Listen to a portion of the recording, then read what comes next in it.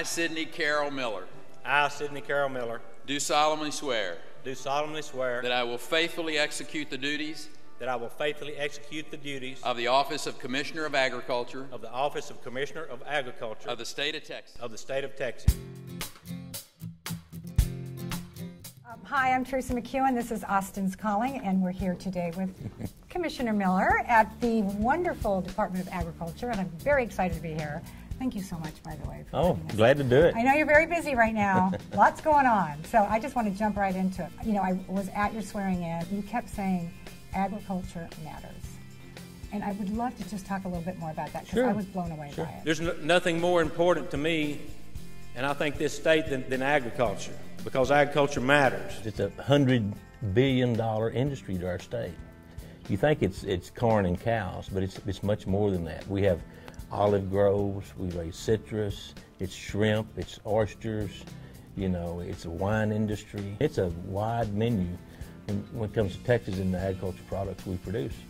We lead the nation in beef production. The next state only has half the number of cows we do.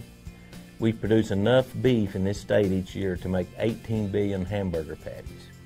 Now, let me help you get your mind around that. Because I do like a hamburger. Let me get your mind around that.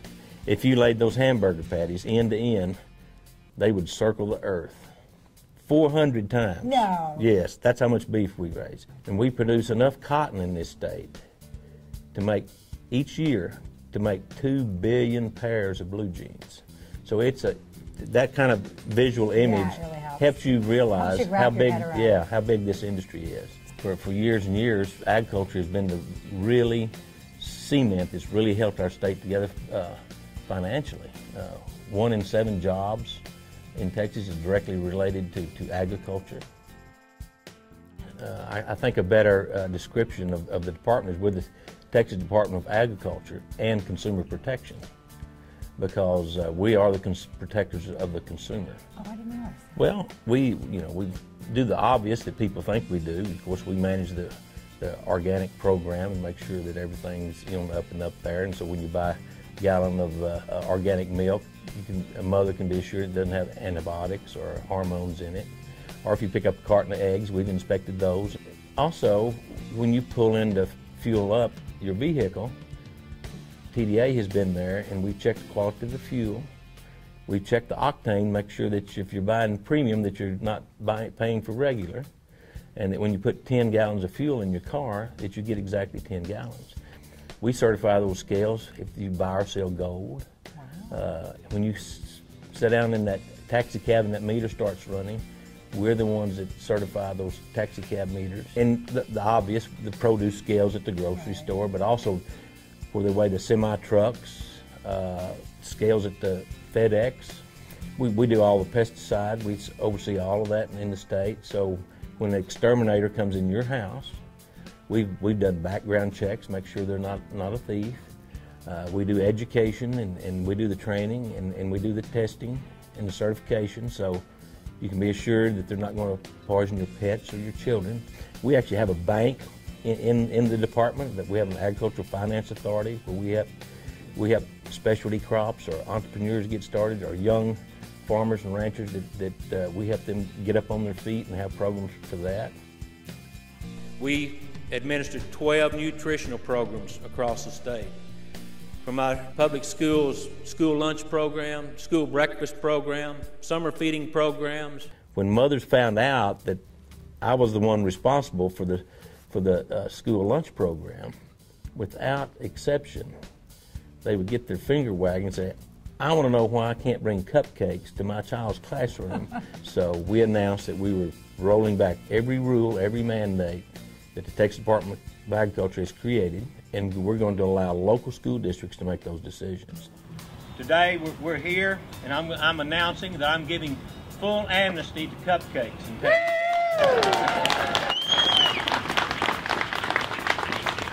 I'm also granting full pardon to pies and cookies and brownies and cakes and homemade candies.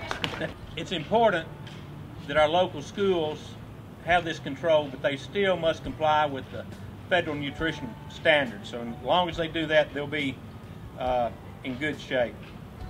But those restrictions need to be revisited too.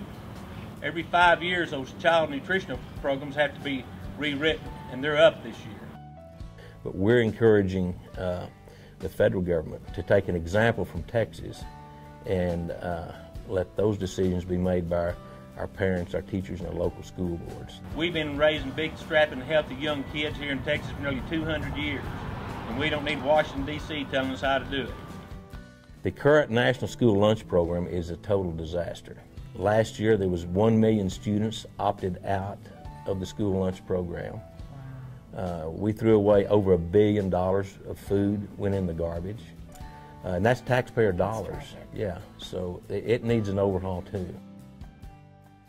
So, as you're talking about wasting money and not wasting money, and you know, I did hear that your campaign cost less than, what was the statistic? It was about 18 cents a vote. Yeah. So less than a postage stamp. So that's awesome. But we had so many people, farm groups, conservative groups, Tea Party group, just individuals, businessmen that would send out emails on our behalf. It just goes to show that you don't necessarily have to buy an election, because we did very little radio, no TV, no direct mail, but we did social media and in the grassroots. So that's how we did it. Well, you're kind of a grassroots guy. I mean, Yeah. Yeah, you come from the land, right? That's right. The best thing about this department that I found so far is the employees. They love their job over here, and they love what they do, and they love this state. I wouldn't say I was surprised, but I was very pleased to find out we had such good employees over here. If you can't tell, I'm excited about leading this agency. Folks, we're going to do this a little different today at the request of our new Ag Commissioner. We're going to have this as a FFA meeting. So would the young FFA officers that are going to be handling this please step to the mic and start this meeting? I was really intrigued by the FFA, and I didn't know a lot about it before, and I would love to know a little bit more about it because I think it's a wonderful program. The FFA is a program, of course, Future Farmers of America, but it's also about leadership training. My predecessor, Todd Staples, was a state FFA officer. Rick Perry was an FFA officer. This has been a trip down memory lane for me to listen to these young next generation of leaders of Texas remind us of our FFA days and the starting of our meetings, to think back those wonderful years.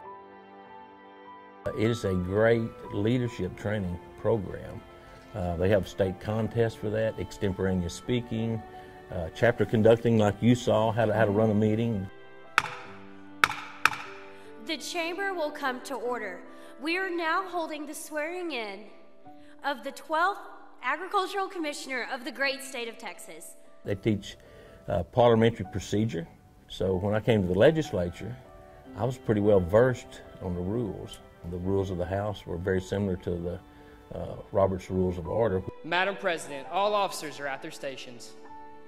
Thank you, Mr. Vice President. The Secretary will call the roll of members. It's such a great way to engage the youth. Oh, it is, yeah. And just because you don't live on a farm in West Texas doesn't mean you can't be involved in FFA, because some of the largest chapters are obviously in the urban areas. And that is a pathway to bring more young people into agriculture. You're looking at the average age of the Texas farm and rancher, 59. So we have to train this new generation. We single out basically the future leaders of our state and recognize them. Once a month, we have the Grow Award, which we honor an outstanding youth, and it's a competitive, and it's all over the state, and it's been a very successful program, but we like to recognize our best and our brightest students for their academic achievement. We do a lot of that in sports and extracurricular activities, and we'll continue to expand on that as we take this agency forward. Our greatest natural resource is our youth, and I pledge to make our youth have a great emphasis at the Texas Department of Agriculture. You've been called here to serve. That's correct. And you have a big job. But it's so fun. It's so easy because it's so enjoyable, and when we get to lead one of the greatest, I think the greatest agency in the state, the Texas Agriculture Department. I love that. Okay, one more quick question, because I do know your lovely wife. Yeah. You guys were high school sweethearts, right? Well, I met her at the district FFA banquet. She was FFA sweetheart. Oh. In a town about 30 miles from where I grew up. So we dated during high school. I guess that makes us high school sweethearts, doesn't it? I think it does, yeah. So yeah, she was been my high school sweetheart, and we've been married for 37 years. How many kids do you have? I have 2 sons, and a father couldn't have 2 better sons. So I've got 2 wonderful sons and 2 wonderful daughter-in-laws and 2 grandbabies. So you like the 2 thing. Yeah, come in pairs. It's so like Noah's Ark. Yeah, right? I know you said that you would let us go take a look at your office. Sure. Because you have like cowboy stuff. Oh, it's a man cave. It's a man cave. Yeah. Okay, good. Okay, we're going to go there now. Let's go. We're going to go to the lobby. Okay. Where everybody's greeted. Right. And then we'll end up in my office. When I was in the legislature, I passed a bill to allow Texans to hunt hogs out of helicopters. Oh. So this is the first hog taken from a helicopter hog hunt. Over here is my Shaps, and this is Gladiator. He's one of the largest deer in the state of Texas. For people that know about the Boone and Crockett scoring, this deer scored a 400. Okay, what does that mean? That means he's big. Oh, okay. Texas-sized deer. Here's some of my world championship saddles. So how old were you when you started doing this? I won my first buckle at a rodeo when I was in the 2nd grade. This is Harry. Okay, hi Harry. This is Harry the Buffalo. And of course, you know John and Clint. Are these your heroes? Yeah. Okay. Some of them. This is truly Texas at its best. It don't get much more cowboy. It's like real and it's authentic. It's Austin is what it is. Doesn't look like typical bureaucrat office, does it? It sure doesn't. I mean, this whole place is like cool cowboy.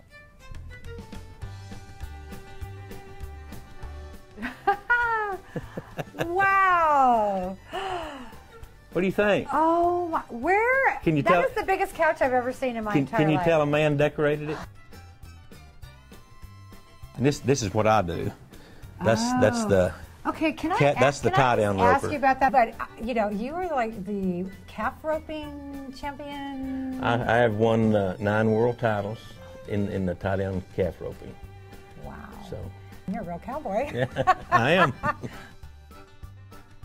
What is the significance of all of these gavels? The gavels were from my 12 years in the legislature, and each one has some significance. I'll show you. This is pretty neat, but this is one of the original prints of Sam Houston. Oh. And this is Texas currency. It was the Republic of Texas, and it looks very European. We didn't have any mints in Texas. As a matter of fact, at this time, there's only about 25,000 people in the whole state. Wow. So times have changed. the Republic contracted with the mint in Europe to do this. But for fear of piracy and it coming over here, it wasn't validated until it came to Texas. So the president of Texas signed each bill. President of Texas. Yeah, this one is signed by Sam Houston himself, and these 2 are Marabou Lamar. When we became a state, you could come to the Capitol and exchange your Republic of Texas money for the American dollar. So these have been canceled out. These were turned in. Of course, they were cut, so no one could cash them in again. Right. So I wish I could find some that were still whole, but most everybody turned them in. Yeah, I was going to say, hey, if I see anything, there's I'll the let back. you know. Yeah. And what about this headdress here? That is the last headdress that Comanche made, and I was able to obtain it. And since I'm from Comanche County, and the Comanche Nation sent 2 ambassadors to my swearing in. Yeah. So that just reminds me that we have a heritage that goes way, way back, even before we were here. Yeah. these guys were the Agriculture Commission. They were taking care of agriculture in this state. I was born to be a cowboy, full of dreams and broken bones. It ain't an easy life, but it's the one I chose. And I was born to be a champion, and I can feel it in my soul. And every time I win, it keeps driving me on. I'm going to work as hard as I can to be the very best agricultural commissioner that I can be. Me on.